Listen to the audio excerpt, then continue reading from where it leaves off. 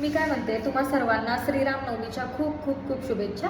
आणि जसं की तुम्हाला माहिती आहे, वर्षभरात येणाऱ्या सगळ्या महाराष्ट्रीयन सणांचे थोडक्यात माहिती देणारे व्हिडिओज आपण बनवतो.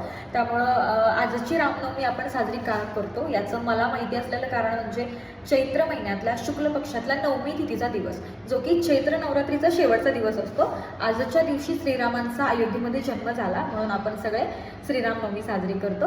आणि दुसरी गोष्ट म्हणजे श्रीराम चरित्र जर सांगायचं झालं तर कोणाला वेगळं सांगायची काही गरज नाही आहे, कारण आम्ही सगळेजण श्रीरामचरित्र लहानपणापासून बघत आलो आहे, वाचत आलो आहे. श्रीरामांचा जन्म हा मुळातच धर्मस्थापनेसाठी झालेला असतो, त्यामुळे त्यांचं सगळं आयुष्य त्याग, कर्तव्य, न्यायासाठी लढा देताना दिसतं.